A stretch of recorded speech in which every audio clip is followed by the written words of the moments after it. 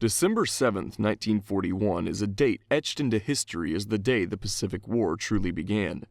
It was a peaceful morning on the Hawaiian island of Oahu when Japanese planes suddenly unleashed a devastating assault on the military base of Pearl Harbor.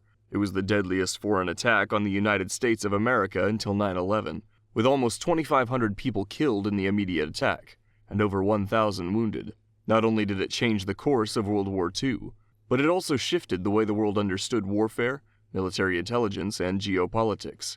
For decades, the attack has been dissected, debated, and even mythologized. But even now, more than 80 years later, some strange questions linger, things that never quite made sense about that infamous morning. So it begs the question, what really happened at Pearl Harbor, and what details have been left out of the history books? The missing aircraft carriers. In 1941, the U.S. Pacific Fleet contained three large aircraft carriers, USS Enterprise, USS Lexington, and USS Saratoga. They were essentially floating air bases that allowed the Navy to project air power far beyond the range of land-based aircraft. They could launch, recover, and maintain aircraft while at sea, making them one of the most powerful, valuable, and strategically important ships in the entire fleet. Each carried dozens of aircraft and hundreds of personnel, which made them prime targets for destruction. However, none of them were at Pearl Harbor when the Japanese attacked. If they had been present, their destruction would have been a crippling blow to U.S. naval power in the Pacific. So where were they? In the lead-up to the attack on December 7, 1941, the United States was a neutral country in World War II, but tensions with Imperial Japan had been high. Japan, on the side of the Axis powers, had been growing increasingly expansionist since the 1920s. It had already launched invasions into Manchuria in 1931, China in 1937, and French Indochina, which today encompasses countries like Vietnam, Cambodia, and Laos in 1940. This prompted the U.S. to send aid to the invaded countries and to stop selling raw materials such as iron, steel, and oil to Japan. As a nation relatively poor in these resources, Japan saw the U.S. as a major threat to their expansionist plans, and demanded that they cease aiding China and remove all sanctions on raw materials. When the United States refused, and sent counter-demands for Japan to withdraw its troops from the countries it had invaded, Pearl Harbor's fate was sealed. It was following these failed negotiations that the American government began to fear an imminent attack. But some asked the question, did they know that Pearl Harbor was a target and send the aircraft carriers away as a precaution? If any of the carriers had been present in Pearl Harbor on December 7th, the impact on the American Pacific Fleet would have been far greater than it was. But since all three Pacific carriers were absent, the fleet's most precious and valuable resources were unscathed and were able to launch counterattacks in the months following the attack on Pearl Harbor. Officially, naval history explains their absence as being caused by routine scheduling and deployments. The carriers were on independent missions and exercises far from the base, which in hindsight turned out to be a lucky coincidence. The Saratoga, for example, had been sent away for refit and wasn't due back at Pearl Harbor for a few weeks. But some historians think that by sending the aircraft carriers away from Pearl Harbor, the United States government made a calculated decision to prioritize the protection of the carriers, while leaving the battleships exposed. While there is no firm evidence that this was anything other than routine scheduling, the timing is uncanny, and may suggest that the attack on Pearl Harbor wasn't as much of a surprise as history remembers. The Winds Code.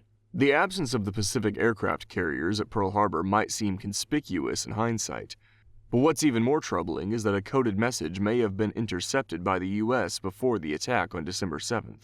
In the message, Japan indicated its intentions to break off diplomatic relationships with the Americans and to enter outright war. If the United States had intercepted and decoded this message, they would have known about the impending attack on Pearl Harbor.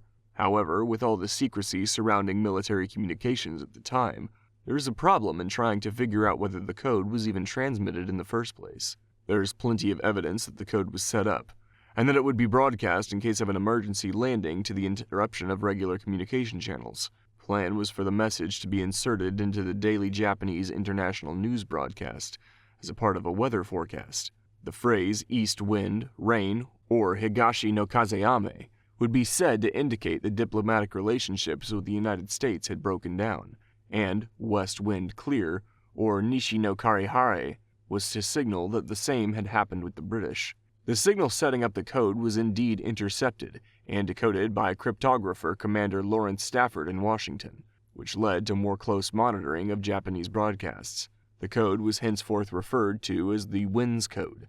Some intercepted messages recorded by the U.S. suggested that the code was intercepted too late, or was missing entirely. Some say that U.S. intelligence, despite being adept at code breaking, failed to decode the message or completely overlooked it.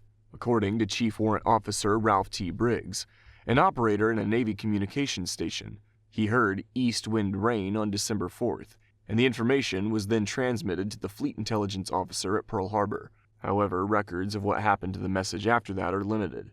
Commander Stafford claimed that he reported the WINS code message to his superiors in Washington, but when asked about it later, could not provide any details, including the date or time that he had supposedly reported it, leading many to wonder if he'd ever reported it at all. Some researchers have suggested that in the days immediately following the Pearl Harbor attack, important documents may have gone missing from the Office of Naval Intelligence in Washington.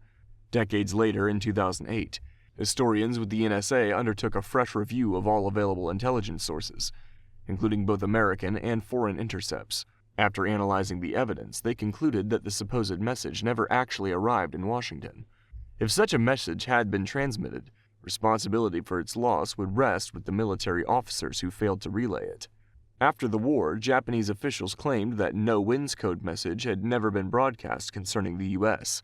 This position was echoed by Commander Joseph Rochefort, who had overseen code-breaking work at Naval Headquarters in Pearl Harbor. Yet, when an American intelligence team led by Colonel Abraham Sinkov arrived in Japan in late 1945, they encountered obstacles. Japanese intelligence officers often provided evasive or misleading accounts, partly influenced by rumors that those in pre-war intelligence could face execution. The Americans were also prohibited from disclosing their own code-breaking achievements, which limited open discussion. In the end, the mystery of the WINS message remains unresolved. Later investigations by the NSA might have concluded that no such signal ever reached Washington, but uncertainty lingers. The fact is, the prelude to the war in the Pacific was a time of intense secrecy and mistrust. Even after the war, both sides had reasons to obscure or downplay what they really knew. What's even more disturbing is the theory that President Roosevelt knew about the WINS code and did nothing to protect Pearl Harbor. The theory argues that Roosevelt was eager to enter the war, but faced opposition among the American public and Congress. By letting Pearl Harbor happen, he gave the country a rallying cry to join the Allied cause. While it's true that Roosevelt anticipated conflict with Japan and was preparing for war, there was no definitive intelligence pinpointing the exact date or method of attack. Investigations after the war, including the Roberts Commission and congressional inquiries, found that Roosevelt and his administration had failed to piece together intelligence effectively, but did not deliberately endanger Pearl Harbor.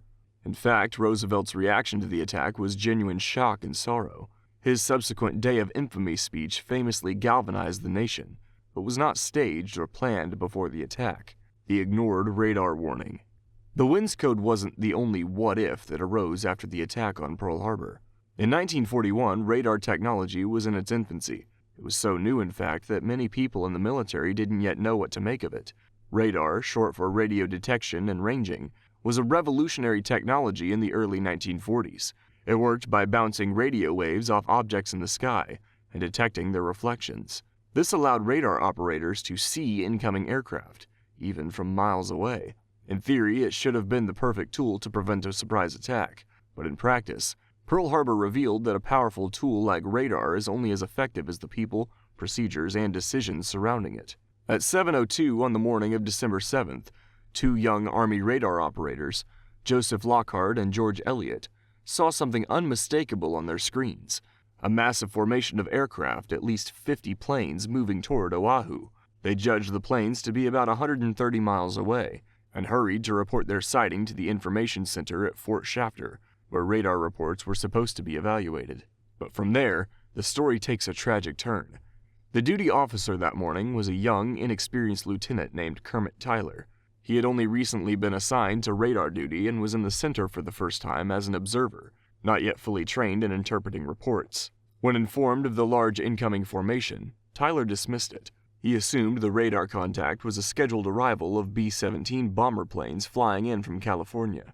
Lockhart and Elliott, both low-ranking and lacking the authority to challenge the officer's decision, dropped the matter. They continued to observe the blips grow closer on their screen, until contact became too overwhelming to track. Then, around 7:40 a.m., they finished their shift and went to get some breakfast. Less than an hour later, Japanese warplanes roared over Oahu, and the attack began. What if the warning had been taken seriously? Had the radar report been properly escalated at 7:02 a.m., Pearl Harbor would have had nearly 55 minutes of warning before the first bombs dropped. That might not have saved every ship or every life, but it could have meant that Pearl Harbor was a lot more prepared for the attack. Even a partial readiness could have blunted the attack, raising Japanese losses and reducing American casualties. The Midget Submarine. Even though the radar sighting was downplayed and ignored, the U.S. had other potential warning of the attack, but once again failed to raise the alarm. More than an hour before the aerial attack began, an American destroyer, the USS Ward, detected a Japanese midget submarine just outside the entrance to Pearl Harbor. USS Ward immediately opened fire and sank the sub. It was, after all, an enemy vessel in restricted waters during a time of high tension. Even if the crew of the Ward didn't see it as a warning of an attack, they understood the seriousness of it and reported what happened to Navy Command at Pearl Harbor. But the message was severely misunderstood. When the Ward's skipper, Lieutenant William Outerbridge, radioed the base, he said something along the lines of, "We have sunk an unidentified submarine in the defensive sea area." Obviously, his words did not sufficiently convey the seriousness of what had happened, and those who heard the message did not see immediate cause to panic. In the weeks prior to the attack on December 7th, there had already been several reports of possible submarine sightings, none of which turned out to be anything concrete, so the Navy higher-ups were wary of overreacting. Perhaps if Outerbridge had spoken with more urgency, the midget submarine would have been taken as a warning of something bigger and more lives could have been saved. Unpreparedness.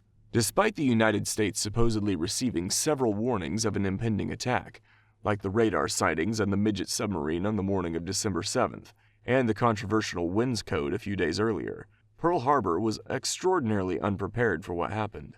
In retrospect, the United States had every reason to be on high alert. Signs of danger were everywhere. Diplomatic relations with Japan were crumbling. Yet American forces appeared to have been anything but ready for the Japanese attack on Pearl Harbor. Maybe the most obvious mistake was that the U.S. Army Air Corps planes at Pearl Harbor lined the runways in neat, densely packed rows. From above, these careful formations made them perfect targets for enemy bombers. But tragically, this wasn't due to laziness or oversight. It was a deliberate decision, based on a genuine, if misjudged, fear of sabotage from Japanese spies or sympathizers on the Hawaiian Islands. It was thought that if the planes were clustered tightly together, it would be more difficult for saboteurs to slip between them and plant explosives without being spotted. In reality, this made dozens of fighters and bombers catastrophically vulnerable. When the Japanese attack began, many aircraft were destroyed before they ever left the ground. The situation was further compounded by another, almost unbelievable procedural flaw. The anti-aircraft ammunition was locked away in storage. Strict peacetime regulations required written authorization to arm guns, and the keys were held by only a few officers. Instead of being ready for immediate response, precious minutes were lost scrambling to unlock, transport, and distribute ammunition. By the time many gun crews were finally able to open fire, the damage was already done. Unfortunately, Pearl Harbor's lack of preparedness can mostly be blamed on strategic disbelief.